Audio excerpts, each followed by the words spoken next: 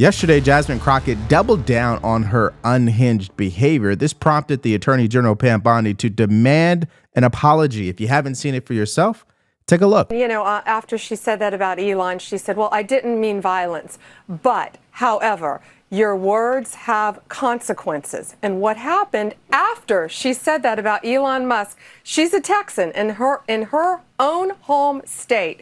After she said that, this morning, 3 explosive devices were found in Austin, Texas. So she needs to unequivocally denounce the violence. She must apologize immediately, not only to all Texans, but to our country, to the American shareholders of Tesla, because she is promoting violence. And then you showed the clip of what she said about Senator Cruz. I believe she probably will be censured by Congress for saying that. So I don't believe she'll be censured by Congress. I understand where Pam Bondi is going with that.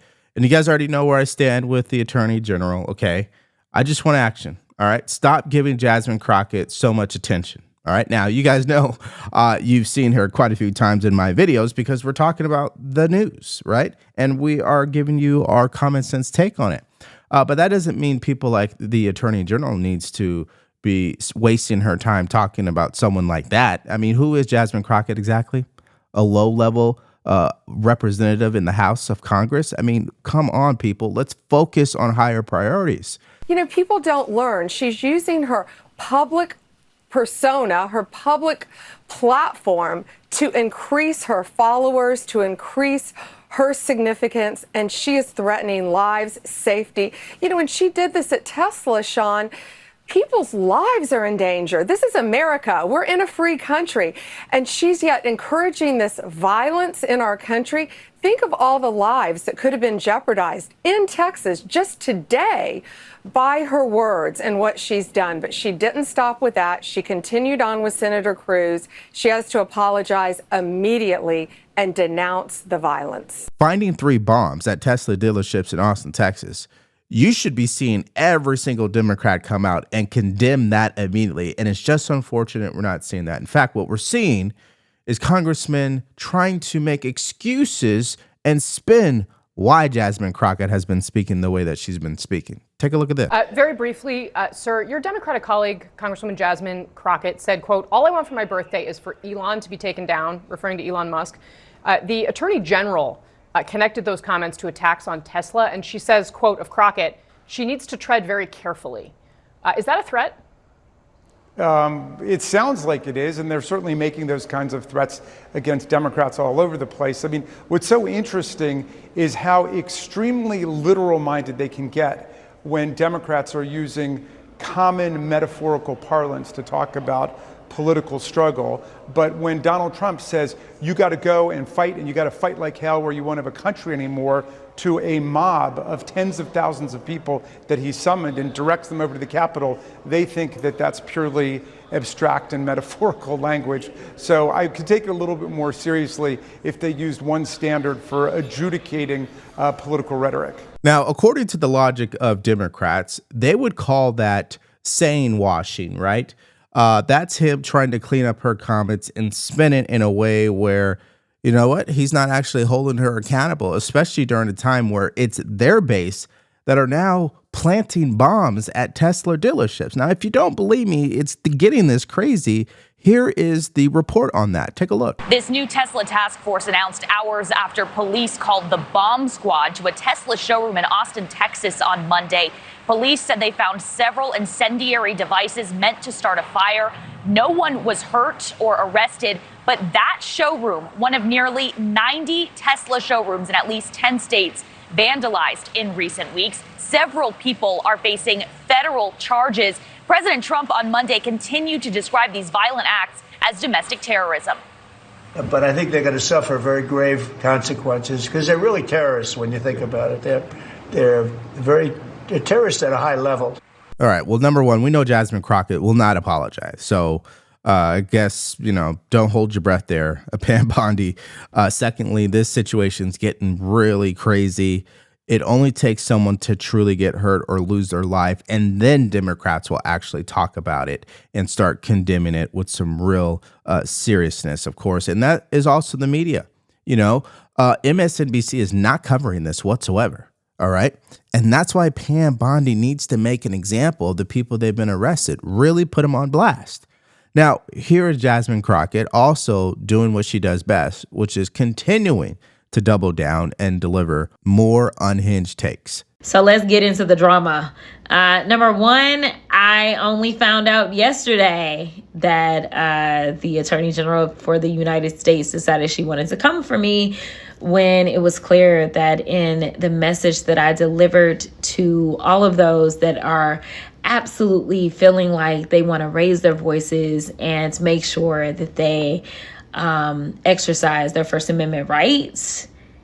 Yeah, I actually told them to consult legal counsel before they did so, because every municipality has their rules about, where you can protest, how you can protest, things like that.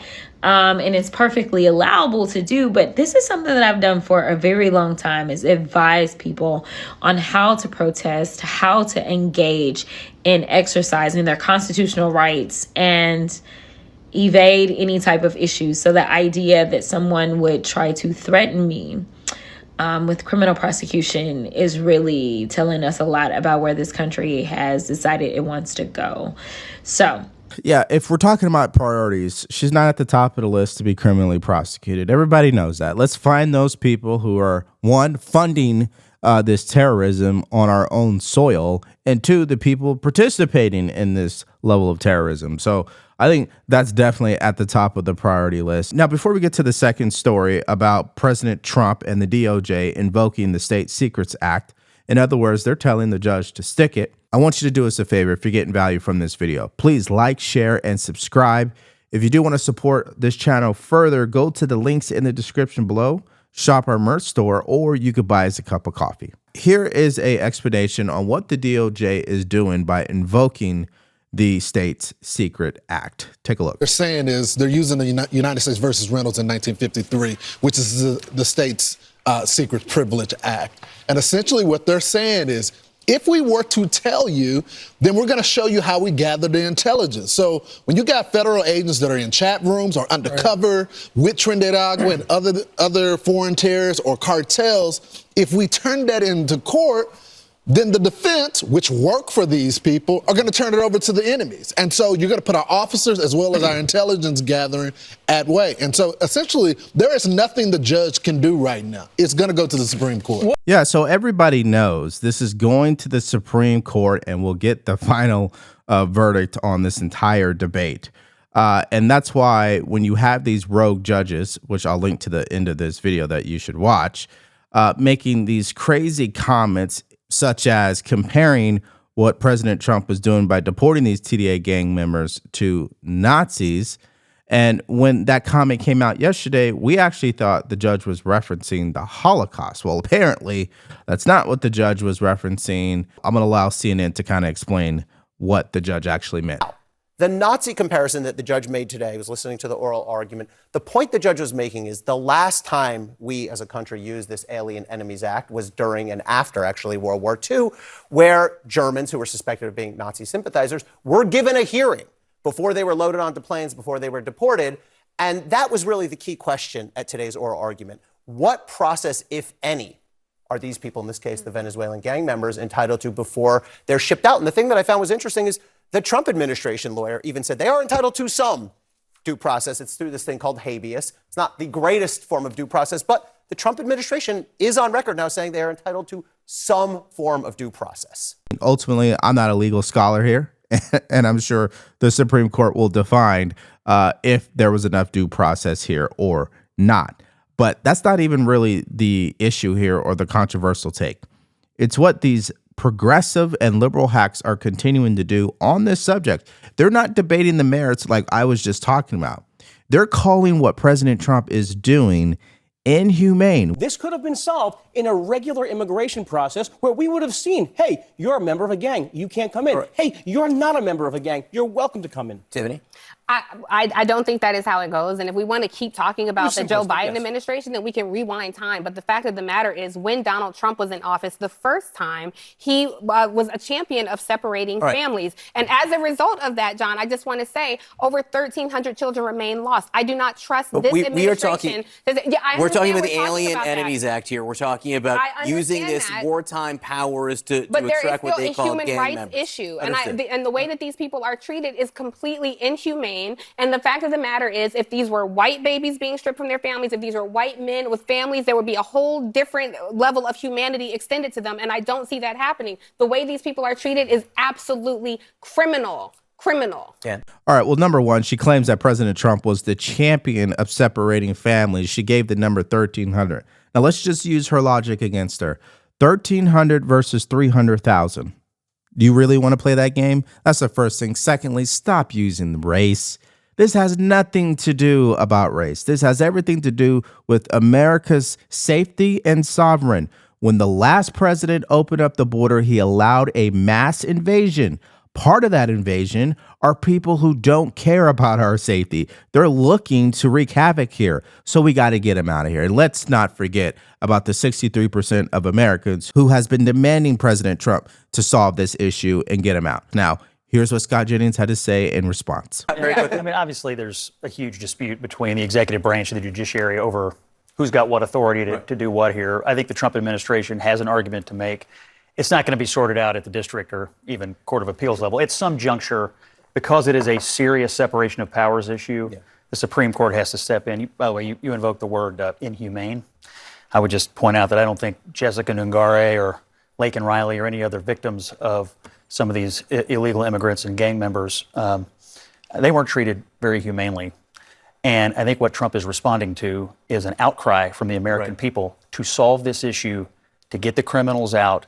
And that's what they're doing. That's what they believe their mandate is to do. And I think there are legal arguments to be made, but you cannot deny that the American people are giving them the benefit of the doubt when it comes to exiting from the country these animals. It all makes sense, Scott. But here's the issue. People on the left don't want to give any attention to these animals, right? They want to give attention to these scare tactics because that's how they control their base. Right? They strike fear in their heart. For example, they want you to believe that President Trump is seizing Americans without due process and deporting them.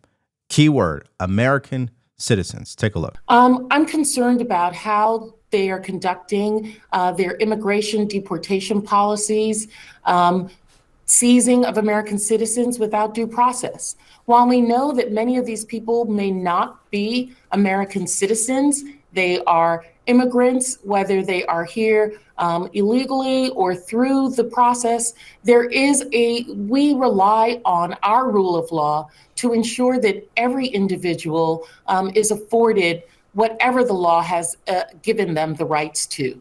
And by handing them over without adjudication, that is extremely troubling. Okay, well, what's extremely troubling is how much attention and energy you guys spend on this very issue, claiming that President Trump is deporting American citizens, but you don't have any receipts to back up that statement. Now, you might find American citizens that have been detained in the process of ICE finding people who are illegal aliens, but that is a far cry from being deported. Everybody knows that. Now, this brings me to the question of this video. Do you believe that Jasmine Crockett should be censured in Congress for the comments that she's made up to this point, especially because her base has been radicalized, like I told you, in regards to those recent events where bombs are being planted in Tesla dealerships? Let me know what you think about Pam Bondi's attitude about all this. Leave it in the comment section below. Now, the second half of this video was about the deportation efforts of these TDA gang members and how the federal judge clearly tried to block President Trump from doing that. But Pam Bondi and the DOJ really told the judge to go kick rocks by invoking the State Secrets Act. However, that didn't stop the appeals court from making an outrageous comment where most people believe she was comparing the deportations to the Holocaust. If you missed out on what the judge actually said, you could hear it in her own words by clicking on that video because it's coming up right now.